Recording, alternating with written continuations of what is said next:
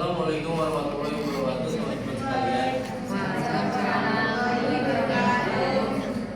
Teman-teman sekalian, kelompok 13 akan membacakan materi dari pertemuan 17 dan 18, yang mana pengupahan dan sistem pasar bebas dan kebijakan pemerintah. Di sini saya selaku sebagai moderator dan juga membaca materi dari materi pengupahan. Dan teman saya Dito Fernando sebagai materi dari materi ketemu 18 sistem pasar bebas dan kebijakan pemerintah. Di sini saya akan mulai dari materi pertemuan 17 pengupahan. 1. Definisi upah. Definisi dan struktur pokok upah. Berdasarkan materi perkuliahan, upah didefinisikan sebagai pekerja untuk uang sebagai imbalan dari perusahaan dan keluarga atas suatu pekerja dan suatu atau jasa yang telah atau akan dilakukan. Bagi pekerja, upah merupakan alasan utama atau bahkan satu-satunya alasan untuk bekerja yang digunakan untuk menanggung kebutuhan diri dan keluarganya. Dalam hubungan kerja, upah merupakan salah satu unsur pokok yang menandai adanya hubungan kerja yang sah. Setiap pekerja atau buruh berhak memperoleh penghasilan yang memenuhi kehidupan yang layak bagi kemanusiaan. 2. Komponen dan struktur upah terdiri dari 4, yaitu upah tetap terdiri atas upah pokok, biasanya dikaitkan dengan standar upah minimum, tunjangan keluarga, dan tunjangan masa kerja. Tunjangan tetap, tunjangan yang dibayar secara teratur berkaitan dengan pekerjaan dan diberikan secara tetap untuk pekerja serta keluarganya, dibayar bersamaan dengan upah pokok. Tunjangan makan dan transportasi dapat dikategorikan sebagai tunjangan tetap massal dengan tetap asal, tidak dikaitkan dengan kehadiran. Tunjangan tidak tetap. Tunjangan ini dibayarkan secara langsung atau tidak langsung, yang diberikan secara tetap dan dibayarkan tidak bersamaan dengan pembayaran upah pokok. Potongan-potongan, kurangan upah resmi seperti potongan untuk sostek atau BPJS, pajak penghasilan. Komponen upah. 1. Fasilitas kenikmatan dalam bentuk nyata yang bersifat khusus, meningkatkan kesejahteraan seperti fasilitas kendaraan antar jemput, pemberian makan secara cuma-cuma, sarana ibadah, operasi dan kantin. Bonus, pembayaran dari keuntungan perusahaan atau karena pekerja mencapai prestasi seperti melebihi target normal. Tunjangan hari raya atau THR.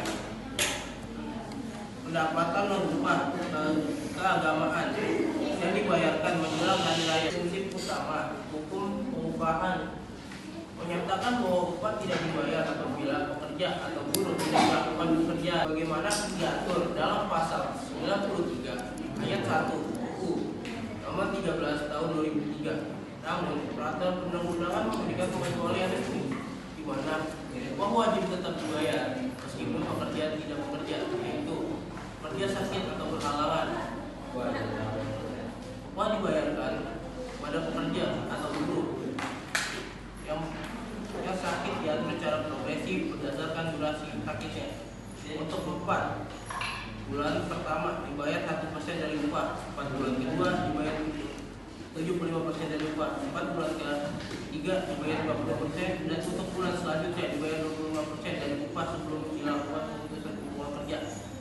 Pekerja perempuan yang sakit pada hari pertama kedua masa haidnya juga berhak atas hal tersebut. Perusahaan dilarang membayar upah lebih rendah dari ketentuan upah minimum yang ditetapkan oleh gubernur berdasarkan rekomendasi Dewan Pengupahan Provinsi. Jika terdapat kesepakatan antara perusahaan dan pekerja yang menetapkan upah di bawah ketentuan normatif, kesepakatan tersebut batal demi hukum. Usaha wajib membayar upah peraturan yang berlaku. Perhitungan upah lembur, waktu kerja berdasarkan 7 jam asli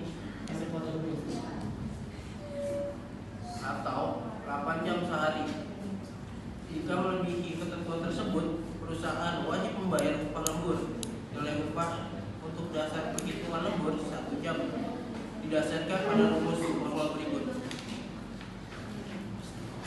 Rumus upah lembur per jam. Pekerja bulanan 1/173 kali upah sebulan. Pekerja harian 2/20 kali upah sehari. Pekerja borongan 1/7 kali rata-rata kerja sehari. Ketentuan tarif lembur pada hari kerja biasa, jam kerja lembur pertama dibayar 1,5 kali upah per jam. Jam lembur berikutnya dibayar 2 kali upah 1 jam. Yang berikut sistem pasar bebas dan kebijakan pemerintah. Yang pertama, filosofi dan karakteristik pasar bebas. Sistem pasar bebas didasarkan pada konsep filosofi atau tangan langit yang dikemukakan oleh Adam.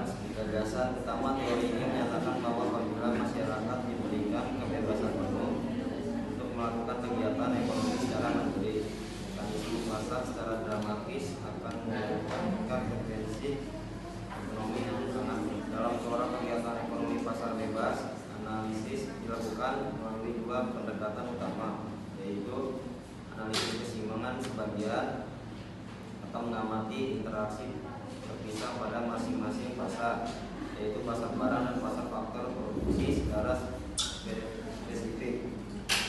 Yang kedua, analisis keseimbangan umum, itu mengamati interaksi simultan di antara berbagai pasar dalam sistem perekonomian nasional.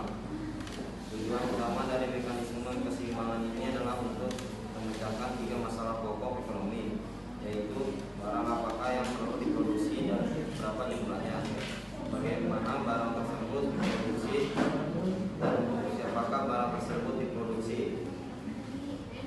Yang kedua, kebaikan ekonomi pasar bebas. Sistem ekonomi pasar bebas diakui memiliki beberapa keunggulan utama dalam menggerakkan perekonomian, diantaranya alokasi faktor produksi dan efisien,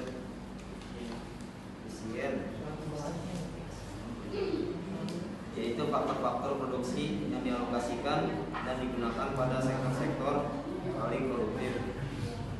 Yang berikutnya, efisiensi alokatif adalah perusahaan beroperasi pada tingkat di mana harga produk sama dengan biaya marginal. Yang berikutnya, efisiensi produktif. Perusahaan mampu mencapai tingkat daya produksi yang paling minimum secara teori. Kondisi ini dicapai secara sempurna dalam pasar persaingan sempurna. Berikutnya, kebebasan bertindak. Pelaku kegiatan ekonomi diberikan kebebasan penuh untuk melakukan aktivitas produksi maupun konsumsi yang mereka sukai. Berikutnya, pertumbuhan ekonomi yang kuat. Adanya insentif keuntungan mendorong inovasi, investasi, dan pertumbuhan ekonomi jangka panjang. Dan yang ketiga, keburukan dan kegagalan pasar bebas. Meskipun efisiensi secara teoris dalam praktiknya, mekanisme pasar bebas seringkali mengalami kegagalan pasar karena kelemahan-kelemahan berikut. Yang pertama, akibat eksternal yang merugikan. Perusahaan demi mencapai efisiensi biaya yang tinggi seringkali mengabaikan biaya sosial. Contohnya membuang limbah operasional langsung ke sungai tanpa diolah secara aman, sehingga tanah masyarakat. Yang kedua, kekurangan barang publik dan barang publik.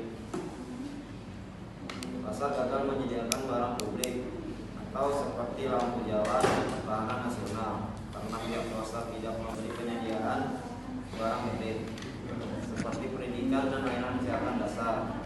Juga cenderung kurang diperhatikan secara tidak mendatang laba insan secara maksimal. Dan yang ketiga, menciptakan kekuasaan monopoli. Persaingan bebas yang tidak terkendali akan melahirkan pemenang tunggal yang tumbuh menjadi kekuatan monopoli yang jika tidak dikontrol dapat mengeksploitasi konsumen dan merugikan masyarakat. Yang keempat, kegagalan membuat penyesuaian secara efisien. Ketika terjadi krisis atau masalah,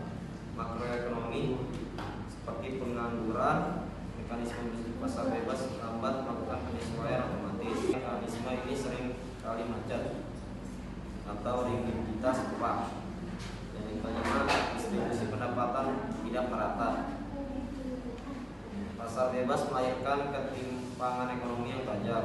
Pihak yang bermodal, terampil, dan produktif akan memperoleh penghasilan yang sangat tinggi, sedangkan sebagian besar masyarakat yang kurang terampil akan terjebak dalam penghasilan rendah. Dan yang keempat, bentuk-bentuk campur tangan pemerintah. Untuk mengatasi kegagalan pasar bebas, diperlukan peran aktif dari pemerintah melalui bentuk-bentuk intervensi berikut. Bentuk intervensi: 1. Regulasi dan undang-undang. Deskripsi dan tujuan utamanya membuat dan melaksanakan peraturan perundang-undangan untuk mempertinggi efisiensi mekanisme pasar, menjamin kepastian hukum, serta menjadi penghalang muncul kekuasaan monopoli dan merugikan masyarakat. Dan yang kedua, keterlibatan ekonomi langsung. Deskripsi dan tujuan utamanya: pemerintah bertindak sebagai pelaku ekonomi untuk menyediakan barang publik atau mengelola industri strategis yang memerlukan skala ekonomis yang sangat besar dan tidak efisien jika dikelola oleh swasta, contohnya maskapai penerbangan, negara, dan pengelola pelabuhan dan lain-lain.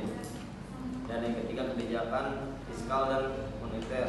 Deskripsi dan tujuan utama: yang pertama, kebijakan fiskal adalah perubahan pengeluaran pemerintah, pajak atau subsidi untuk mengaruhi tingkat aktivitas ekonomi. Dan yang kedua, kebijakan moneter adalah pengaturan jumlah uang beredar dan tingkat suku bunga untuk menjaga stabilitas nilai mata uang dan merangsang investasi. Tujuan utama campur tangan pemerintah adalah yang pertama, mengatasi masalah perekonomian seperti pengangguran dan inflasi.